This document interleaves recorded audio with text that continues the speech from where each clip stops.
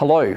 Today I'm speaking with Dr. John Azumah, the author of the book, The Legacy of Arab Islam in Africa. Thanks for speaking with us today. Thank you for having me. Can you please just tell us a little bit about yourself, where you come from and what work you do? Yeah, I'm originally from Ghana, in West Africa, and presently I teach at Columbia Theological Seminary in Decatur as the Associate Professor for World Christianity and Islam. Now, why did you write this book? Well, first of all, I wrote the book. It's a publication of my doctoral thesis, which I did in the University of Birmingham, UK. And I wrote the book because there was very little writing on some of the themes that I wanted to address, that I addressed in the book, having to do with the theme of Islam's interaction with African traditional religions, the whole history of jihad in West Africa, and as part of that, a very important part of that, the slave raiding and the slave trade that happened within West Africa by Muslim communities. That was why I wrote the book, because not many had written on these kind of themes in Islam history in West Africa. Now, I'd like to look at one of the topics in your book, the topic of colonization. We know that the Christian West colonized Africa. The West has acknowledged this and is self-critical in this regard. Did the Islamic empires colonize Africa? Well, yes, there was a lot of activities on the part of Muslims in Africa, especially in West Africa. What happened there was not necessarily outside colonization, but there was a form of colonization in the sense that the dominant Islamic tribes conquered weaker tribes and imposed Islamic rule over them. And therefore, there was some kind of internal colonization going on. The Fulani in West Africa in particular were very much in the habit of conquering and imposing Islamic rule on other tribes. So that was a form of internal colonization, yes. What about with the Arab conquest of North Africa? Was that a form of colonization? Absolutely. That the Arab conquest of North Africa was a form of colonization that took place in the 7th century when Arab Muslims burst out of Saudi Arabia and conquered Egypt and went on to conquer the whole of North Africa. There were a lot of Berber tribes there. The Egyptian Copts were the original indigenous of the land, as well as the Berbers. And they were all conquered and Islamized and Arabized. That was also a form of colonization, definitely. Now, do Muslims today acknowledge this? Are they self-critical about this? Not to the extent that the West has become very critical. In fact, many Muslims don't even admit that there was any form of colonization. Even though if you talk to the Berbers, and let's be also aware that many of the Berbers have become Muslim, the Berbers will tell you they have been colonized. There's been Arab imperialism. The same thing in Egypt. The Copts know that they are the original, the indigenous of the place. They feel like they have been colonized. The same thing will happen we talk to Sudanese. They will tell you that Sudan was colonized by Arab Muslim invaders. So yes, they will not admit it, but there is that kind of history there. Okay, thanks for that. I want to move on to the topic of slavery now. Did the Muslim empires practice slavery? Absolutely. Slavery was a very important part of Islamic expansion in West Africa, and in fact in the Sudan, and from the very earliest period of Islamic penetration into Africa. It started by buying, purchasing slaves and trading in slaves, and then it went on from purchasing to raiding for slaves and capturing slaves deliberately, especially mainly black Africans, and transporting them into North Africa and into Saudi Arabia, the Arabian Peninsula, and onwards to the Ottoman Empire to Turkey. So slavery was a very endemic part of Islamic interaction with Africa.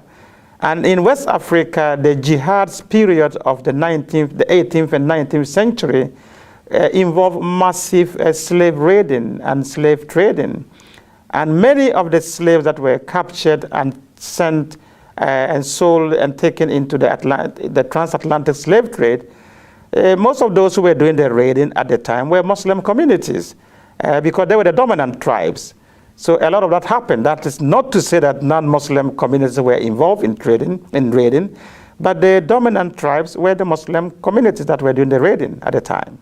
The treatment of slaves is a topic that you bring up in your book. Can you talk about some of the differences in the way that slaves were treated in the Western world compared to in the Islamic world? Yeah, one of the themes I explored in my book is this perception that Muslims treated their slaves much more humanely than the Western slave trade. And what I found out in my own research was that that is not necessarily the case, and that there were very harsh treatments of slaves by Muslim groups. It was just a done deal at the time. And one of the key differences I looked at in my book whereas slaves taken to the West were able to marry and reproduce and have their families, and you can still find large populations of African Americans today in North America and in the Caribbean. You go to the Islamic world and you find very few black remnants of the slave trade, which was very massive. And one of the reasons is that many of the male black slaves taken into the Islamic world were castrated as eunuchs, which meant that they could not, of course, reproduce. And the other factor is that many of the women were taken as concubines by their slave masters, and they gave birth to mixed races, and they were very much absorbed into the society. So you don't have black slave and kind of descendants in the Muslim world as you would in North America, and part of the reason is the castration and the way the slaves were treated. Did the Islamic world abolish slavery? Slavery persisted in Islamic countries far, far longer than it did in the West. The West abolished slavery long before the Islamic countries ever abolished slavery. And they did so under a lot of pressure from colonial governments and from Western governments and from all kinds of activist groups.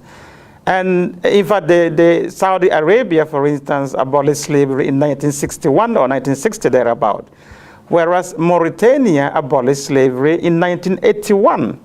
And these were done on paper, and a lot of it is still being done. In practice, there are still a lot of slaves in Muslim countries. And Sudan, during the Civil War, there was a lot of slave raiding going on done by the Arab Muslims in the north against the enemies and the Christian Africans in the south. So even up to the 90s and this century, there was still capturing of young African men, boys in the Sudan for sale. So slavery continues, even though it has been abolished on paper in many Muslim countries. I often hear Muslims talking about the golden age of Islam, and they look back to this as the time when Islam ruled, and this is the golden period that they look back to. What's your understanding of the golden period, the golden age of Islam? Yeah, it depends on which Muslims group we are talking about, but the golden age of Islam, many Muslims look back to the period between the 7th and the 9th century, when during the Abbasid Caliphate, or rather from the 9th century to around the 13th century, during the Abbasid Caliphate. They talk about it as the golden period of Islam. But if you look at that history, it is fraught with difficulties, with a lot of problems. Yes, a lot of progress was made under that period. There were times of very stable rulership. There were times of progress in terms of learning and science and exploration. There was a lot of that going on, but that does not necessarily, and that was the time that Islamic orthodoxy was formalized. So there were a lot of milestones within that period, But in terms of golden period, I think it's very tricky to begin to talk about golden periods. If we look back and look at how messy the whole situation was at that period and many other periods in Islamic history, just like many of the other empires. Yeah, because from what you were saying, it was a time of conquests, colonization and slavery as well.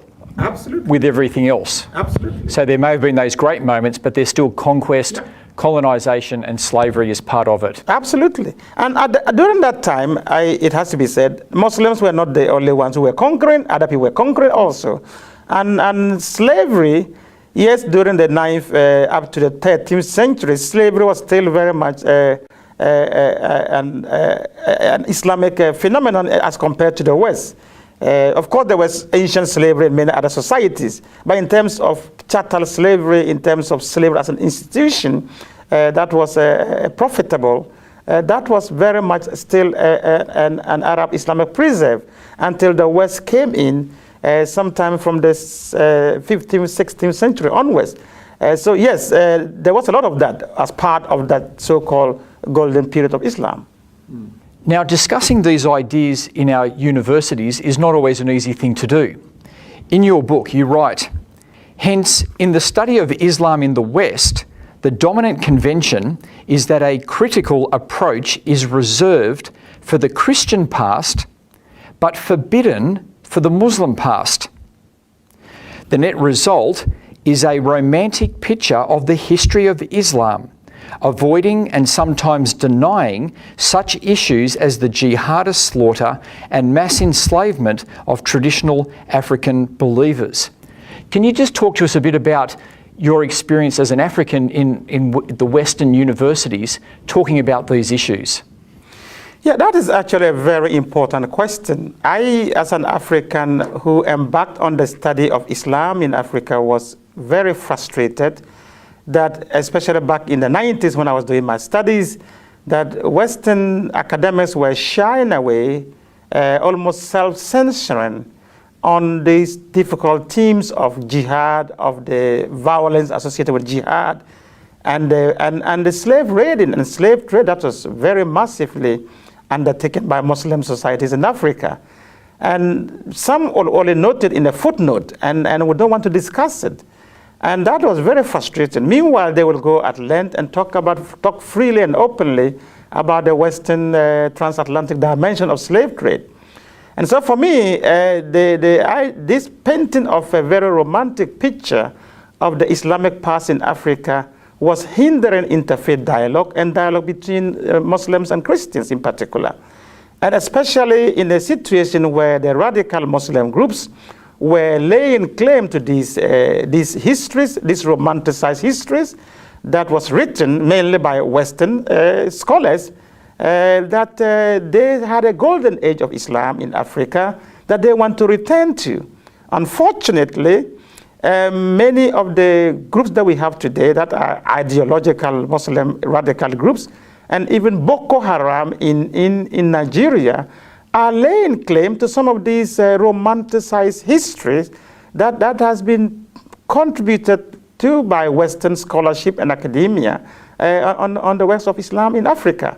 And this is what I was trying to challenge and to raise questions about, that we have to paint a more realistic history of the past. Africans have to get a more holistic history of their past if we have to live together, have meaningful dialogue between ourselves as Muslims and Christians. So what do you think is the way forward?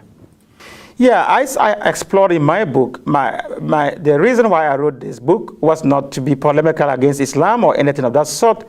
It was simply to say to African Muslims, my co-Africans, fellow Africans, that look, both on the Islamic and Christian fronts and on the past, we have difficult histories with the way these traditions interact with Africa.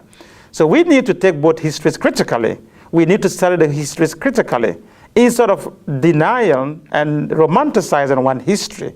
Because when we do that, we are not going to, unless we understand our past very clearly and honestly, we cannot move forward with any sense of integrity and mutual respect. So the whole idea is, how do we move forward? Let's have a much more critical discourse of our past, and then we can move forward with meaningful futures together. That's the only way to move forward in this. Thank you very much for talking with us today. Thank you.